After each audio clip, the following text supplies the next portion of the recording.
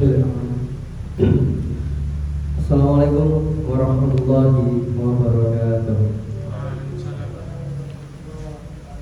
Alhamdulillahirabbil alamin wa bihi nasta'in ala umuri dunya wad din sayyidina Muhammadin wa ala alihi washabihi ajmain. Amma ba'du. Rabbi shrah li sadri wa yassir li amri wahlul 'uqdatam min lisani yafqahu qawli. Raditu billahi rabba wa bil islami wa bi Muhammadin nabiyyan wa rasulah. Bismillahirrahmanirrahim. Alhamdulillahirrahmanirrahim.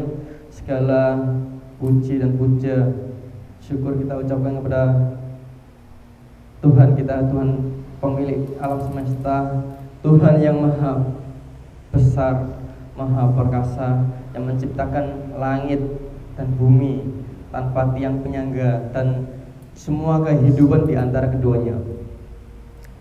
Salawat serta salam semoga tetap tercurahkan kepada junjungan kita Nabi besar Nabi Muhammad SAW, manusia mulia, manusia yang selalu kita rindukan kehadirannya baik di dunia maupun di akhirat besok.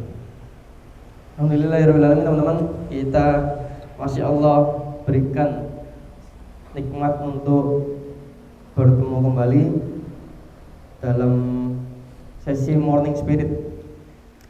Untuk pagi ini kita akan membahas tentang adab kepada Rasulullah Sallallahu Alaihi Wasallam.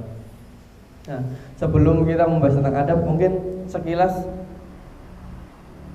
kita perlu tahu lagi, lebih tahu lagi tentang siapa sih Rasul itu. Nah, gitu. Karena tak kenal maka tak sayang. Nah, nggak ada kata-katanya teman-teman, nggak ada orang yang bisa sayang kalau nggak kenal. Maka biar kita bisa menumbuhkan lebih lagi rasa kepada Rasul kita, maka saran saya untuk teman-teman dan saya sendiri juga lebih sering-sering membaca sirah Nabawi, sirahnya Nabi Muhammad SAW. Nah, Rasulullah Nabi Muhammad SAW lahir di Mekah pada tahun 571 Masehi. Jadi selisihnya sekarang 1400 ya. 1400. Selisihnya hampir 1000 tahun lebih Masehi. Oh, sekarang 2000 sih. 2020 lebih dari 1500. Hampir 1500 tahun yang lalu, insyaallah. Ayah beliau bernama Abdullah, ibundanya bernama Aminah. Beliau yatim dan piatu sejak kecil.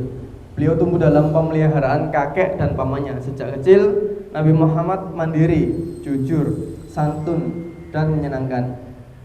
Nah, saat usia 25 tahun beliau menikah dengan Khadijah. Nah, jadi teman-teman yang mau ngikutin sunahnya Nabi, 25 tahun menikah. Dan pada usia 40 tahun beliau bertemu dengan malaikat Jibril di Gua Hira. Kemudian beliau mendapatkan sebuah wahyu untuk diangkat sebagai nabi dan ditugaskan menyampaikan risalah Islam. Nah, pengorbanan beliau ini sangat besar sekali, teman-teman. Sepanjang hidupnya beliau ini mengisi waktunya dengan dakwah dan berjuang. Beliau rela mempertaruhkan jiwa dan raga demi mengajak umatnya kembali ke jalan keselamatan, yaitu menyembah Allah dan taat kepadanya. Nah, hari ini kita bisa mengenal Islam, bisa tahu Tuhan kita Allah, kita belajar tentang fikih Islam ya karena perjuangan Nabi kita, Nabi Muhammad. Nanti di akhirat kita juga akan mendapatkan syafaat, amin, dan pembelaan dari beliau sehingga kita bisa selamat dari neraka dan masuk surga. Karena itu sepatutnya kita menjalankan adab yang baik kepada beliau. Nah, adab yang pertama yang perlu kita tahu kepada Nabi kita, Nabi Muhammad SAW, yaitu adalah beriman dulu, beriman kepada Nabi Muhammad SAW.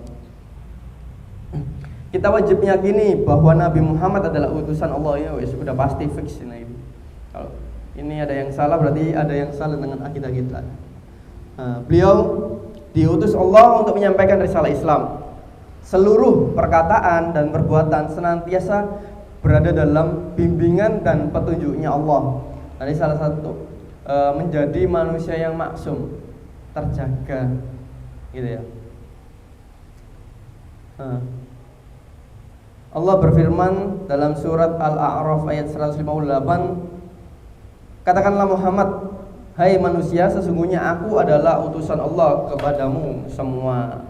Nah, itulah kita nggak perlu, kalau teman-teman yang sesama muslimnya nggak perlu memperdebatkan poin yang nomor 1 ini. Yang selanjutnya, adab yang kedua adalah mencintai Nabi Muhammad. Nah, kenapa kita harus cinta sih sama Nabi Muhammad? Mas Fendi? Kenapa kita harus cinta sama Nabi Muhammad, Mas? Karena sosok panutan, Masya Allah. Kalau Mas Aswin? Karena sosok panutan. Kalau Mas Aswin, kenapa kita harus cinta sama Nabi Muhammad?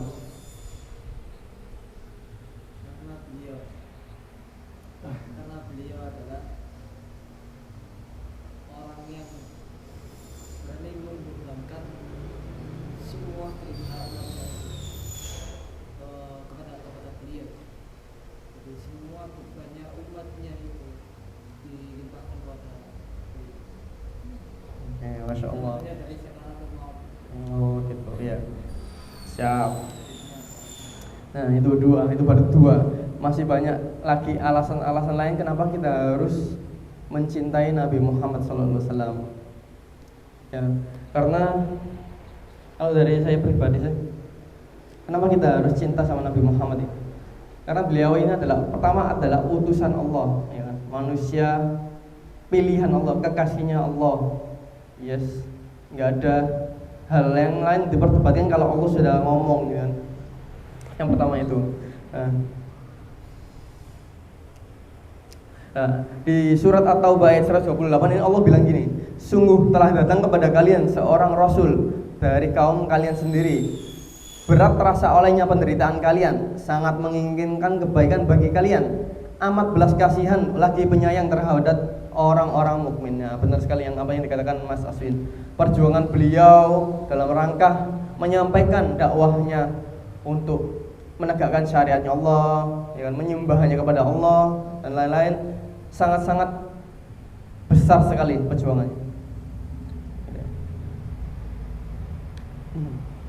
Nah, bahkan kita harus mencintai Nabi Muhammad ini melebihi dari kedua orang tua kita, teman-teman. Katakan di hadis riwayat Bukhari Muslim yang dikatakan beriman di antara kalian sampai kalian menjadikan aku sebagai yang paling dicintai daripada orang tua dan anak-anak dan seluruh manusia. Ada sebuah sirah ketika Nabi sedang nongkrong lagi nongkrong sama Umar, ya. Sama Umar gitu. Umar bilang kalau dan para sahabat, ya. Umar bilang kalau aku mencintai engkau wahai Nabi seperti mencintai diriku sendiri. Kalau nggak salah bilangnya kayak gitu. Nah, terus disanggah sama Nabi Muhammad. Berarti imanmu belum sempurna wahai Umar gitu. Terus dibenarkan bahasanya harus mencintai Nabi ini melebihi cintanya seorang manusia kepada dirinya sendiri dan kedua orang tuanya gitu. Dan untuk yang selanjutnya mengikuti sunnahnya. Nah, sunnah Nabi adalah seluruh pesan beliau yang berupa ucapan ataupun contoh perbuatan. Sebisa mungkin kita mengikuti semua yang diajarkan oleh beliau agar kelak Nabi mau menerima kita sebagai umatnya. Naudzubillah kalau kita sampai di blok sebagai umatnya Nabi, Masya Allah. Terus di akhirat besok kita minta syafaat sama siapa gitu. Alhamdulillah. Nah, sunahnya Nabi ini nggak cuma malam Jumat tok, teman-teman. Yang lain sunahnya itu nggak cuma malam Jumat tok, terus harus nikah. Enggak. Kamu nikah wajib. Kamu nikah, oh enggak. Nah, ada salah satu sunnah yang besok teman-teman bisa langsung praktek hari Rabu. Wih, langsung praktek hari Rabu. Salah satu sunnahnya Nabi adalah bekam. Nah, bekam ini juga salah satu oleh-oleh ketika Nabi berisra Mi'raj. Ya kata Mas Rafi gitu. Ya emang kencang gitu ya. Nah, bekam teman-teman bisa bekam. Sunnahnya Nabi adalah tanggal 15, 17, 19 ya. 17, 19, 21. Tanggalan ini Hijriah. Nah, itu disunahkan untuk setiap bulan sih. Sebulan sekali gitu. Agar kalau kata terapis bekamnya itu ada sekitar 70 jenis penyakit yang ada di bagian punggung tok. Punggung tok itu 70 gitu. Jadi bekam itu mengambil darah-darah kotor yang ada di dalam tubuh kita. Nah, lanjut. Yang keempat adalah mencontoh akhlak Nabi. Oh, ini jelas lah. Salah satu tugasnya Nabi juga ditunjuk sebagai Nabi dan ditugaskan di muka bumi dalam jadi suri tauladan untuk manusia. Yang kelima adalah mencintai keluarga, sahabat dan keturunan Rasulullah SAW. Nah, kita diwajibkan mencintai keluarga, sahabat dan keturunan Rasul karena mereka adalah orang-orang yang sudah diistimewakan oleh Allah. Nah, ini ada di dalam surat At-Taubah ayat 100 dikatakan, dan orang-orang yang terdahulu lagi yang pertama-tama masuk Islam di antara orang-orang Muhajirin dan Ansor dan orang-orang yang mengikuti mereka dengan baik. Allah ridho kepada mereka dan mereka pun ridho kepada Allah. Allah menyediakan bagi mereka surga-surga yang mengalir di bawahnya, sungai-sungai, mereka kekal di dalamnya selama-lamanya. Itulah kemenangan yang agung. Nah, jadi kalau ada, ya kan, bahkan sampai Nabi pun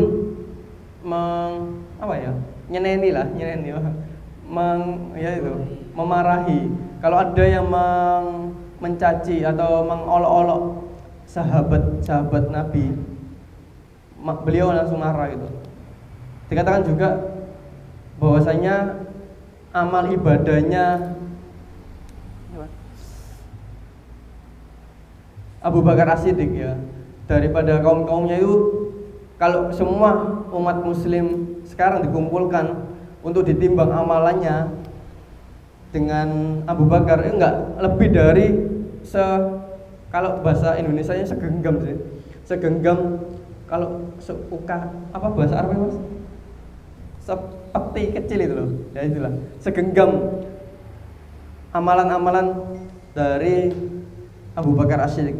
Nah, jadi kalau semua umat muslim dikumpulkan ditimbang amalannya lebih berat segenggam amalannya Abu Bakar As-Siddiq. Nah, Masya Allah.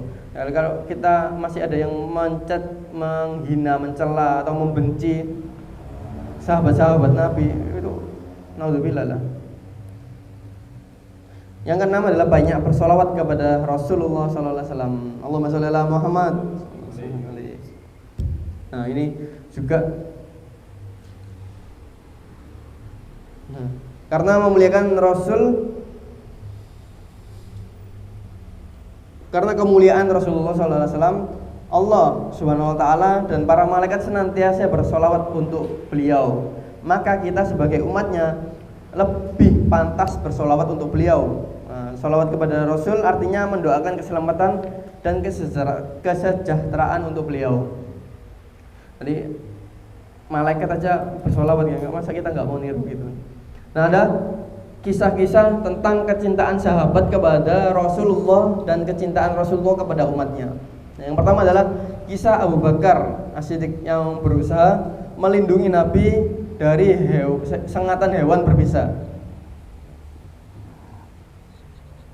Nah, dikatakan dalam sirahnya ini pada perjalanan hijrahnya beliau dari Mekah ke Madinah yang pada waktu itu dikejar-kejar oleh kaum Quraisy ya, bertujuan untuk membunuh Nabi. Nabi Muhammad dan Abu Bakar bersembunyi di Gua Sur. Nah, gua yang ukurannya nggak besar banget. Bayangin teman-teman, di zaman dahulu belum ada listrik, ya kan? Belum ada penerangan apapun, terus medannya sangat terjal, ada gua-gua kecil, kita nggak tahu kalau malam itu ada hewan apa di dalam kan. Nabi Muhammad dan Abu Bakar bersembunyi di sebuah gua yang ukurannya nggak besar, namanya Gua Sur. Nah, beliau berdua melakukan itu untuk menghindari kejaran musuh kan. Beberapa waktu kemudian, menunggu waktu dari kejaran para pasukan Quraisy, Rasulullah tidur di pangkuannya Sayyidina Abu Bakar di dalam Gua Sur yang kecil tadi. Karena ya mungkin perjuangan beliau kelelahan hingga Nabi tidur di pangkuannya Abu Bakar. Nah, waktu Nabi sedang tidur, tiba-tiba Abu Bakar melihat di dekat jempol kakinya ada 2 lubang yang luput dari pengamatannya. Nanti sebelum masuk, Abu Bakar itu meriksa dulu di gua itu. Ada banyak lubang-lubang, ditutup dengan kain-kain yang ada di bajunya Abu Bakar. Masya Allah, saking cintanya beliau untuk melindungi Nabi kita. Nah, ketika Nabi Muhammad tidur di pangkuannya, ada 2 lubang yang kelewatan dari pengamatan Abu Bakar. Nah, kemudian Abu Bakar agar tidak banyak bergerak, beliau menutup lubang yang ada di gua itu dengan jempol kakinya. Nah, karena Nabi Muhammad sedang dalam tidur di pangkuannya Abu Bakar. Nah, setelah ditutup dengan jempolnya, ternyata ada kalajengking yang menyengat tubuh dari Abu Bakar. Beliau menahan kesakitan yang sangat sakit hingga dikatakan dirasakan sampai ke ulu hati. Ya Allah, sampai nangis loh. Bayangin, cowok ya, melok perang Badar, melok perang Uhud dan lain-lain. Ini sampai disengat kalajengking, saking sakitnya beliau sampai nangis hingga air matanya menetes di pipinya Nabi itu. Nah, kemudian Nabi hingga bangun karena merasakan ada sesuatu yang menetes di pipi beliau. Ternyata ketika beliau membuka mata, Abu Bakar sedang meneteskan air mata, menggigil seluruh tubuh dan badannya kan gemetar. Nah, kemudian dikatakan ternyata beliau tersengat oleh kalajengking. Kemudian Nabi Muhammad keluarkan bisa dari tubuh Abu Bakar, kemudian minta doa sama Allah agar Abu Bakar disembuhkan. Kisah yang kedua adalah kisah laki-laki yang bertanya kapan hari kiamat. Ada seorang lelaki datang kepada Rasul. Seorang lelaki tersebut bertanya, "Ya Rasul, kapankah datangnya hari kiamat?" Maka Nabi menjawab, "Apa yang sudah engkau persiapkan untuk menghadapinya?"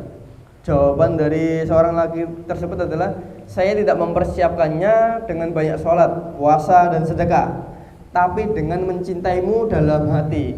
Lalu Nabi mengatakan, "Insya Allah engkau akan bersama orang yang engkau cintai." Nah, ini teman-teman jangan salah kaprah juga ya. Setelah mendengarkan cerita ini nanti nggak perlu sholat, nggak perlu sedekah, nggak perlu puasa, hanya cukup mencintai Nabi saja. Minimal kalau mencintai wajib, sholat juga wajib, ya kan? Puasa juga wajib. Jangan sampai kita meninggalkan hal-hal yang wajib demi kewajiban-kewajiban yang lain. Sebagai muslim kita harus bisa seimbang, harus bisa memanajemen dengan baik. Nah, itu. Yang kisah selanjutnya adalah kisah kerinduan Rasulullah SAW kepada umatnya yang belum pernah dijumpai. Nah, suatu ketika berkumpullah Nabi dan para sahabat.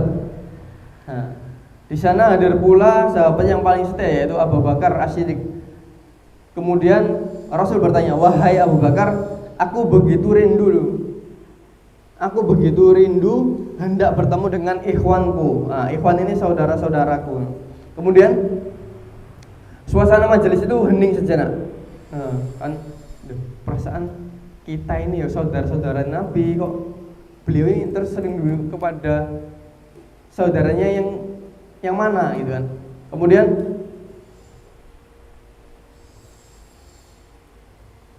majelis itu seolah-olah diam seketika gitu kan. Lebih-lebih Abu Bakar As-Siddiq. Nah, itulah pertama kali dia mendengar orang yang sangat dikasihinya mengatakan pengakuan yang sedemikian. Nah, Abu Bakar menjawab kemudian merespon dari ucapan Nabi Muhammad. Apakah maksudmu berkata demikian wahai Rasulullah? Bukankah kita saudara-saudaramu? Gitu. Kemudian Nabi Muhammad menggeleng-gelengkan kepalanya dengan perlahan sambil tersenyum. Kemudian beliau berkata, tidak wahai Abu Bakar, kalian semua adalah sahabat-sahabatku, tetapi bukan saudara-saudaraku. Kemudian direspon lagi, kami juga saudaramu wahai Rasulullah. Bukan, kata Nabi, saudara-saudaraku adalah mereka yang belum pernah melihatku, tetapi mereka beriman denganku, dan mereka begitu mencintaiku melebihi anak dan orang tua mereka. Mereka itu adalah saudara-saudaraku dan mereka bersama denganku. Beruntunglah mereka yang melihatku dan beriman kepadaku, dan beruntung juga mereka yang beriman kepadaku sedangkan mereka tidak pernah melihatku. Masya Allah. Dan kita adalah umat-umat yang dipanggil ya 1500 tahun yang lalu, dipanggil-panggil dan dirindukan oleh Nabi Muhammad SAW. Nah ini teman-teman, perbanyak lagi pelajari siro-siro tentang Nabi Muhammad SAW. Pelajari juga sunnah-sunnahnya, terapkan dalam kehidupan kita sehari-hari. Ada kisah yang keempat terakhir ya. Kisah kepedulian Rasulullah kepada umatnya di akhirat nanti. Nah, di hari kiamat nanti manusia berbondong-bondong mendatangi para nabi, teman-teman. Yang pertama datang kepada Nabi Adam untuk meminta syafaat. Kata Nabi Adam, datanglah kepada Isa. Nah, Isa. Pertama Musa ya, Musa, datang kepada Musa karena aku tidak bisa memberikan syafaat kepada kalian. Kemudian umat tadi berbondong-bondong lagi menuju Nabi Musa. Hal yang hampir sama juga dikatakan kepada Nabi Musa, yang dikatakan oleh Nabi Musa kepada umat tersebut untuk diarahkan menuju ke Nabi Isa. Datanglah kepada Isa binti Maryam. Nah, karena aku tidak bisa memberikan syafaat. Kemudian berbondong-bondong lagi datang ke Nabi Isa. Nabi Isa pun berkata, datanglah kepada Muhammad. Nah, karena aku tidak bisa memberikan syafaat. Kemudian umat tersebut mendatangi Nabi Muhammad SAW untuk meminta syafaat di akhirat. Nah, ada hal yang istimewa juga yang akan Rasul lakukan ketika di akhirat besok, yaitu memberikan air minum langsung dari telapak tangan beliau, yaitu di Telaga Kautsar. Nah, dikatakan juga barang siapa yang meminum seteguk air dari Telaga Kautsar tadi, dia tidak akan merasakan kehausan di hari akhir besok. Nah, insya Allah itu teman-teman,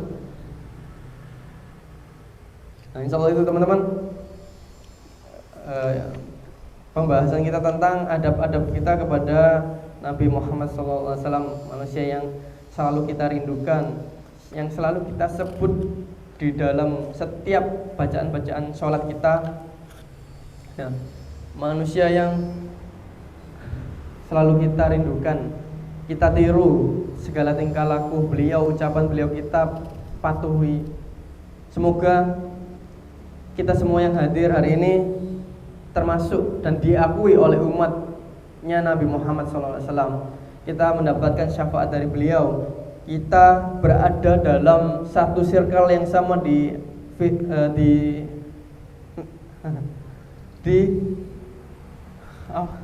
surga ya Allah, di surganya beliau, di surganya beliau. Amin ya rabbal alamin. Akhirul kalam, wassalamualaikum warahmatullahi wabarakatuh.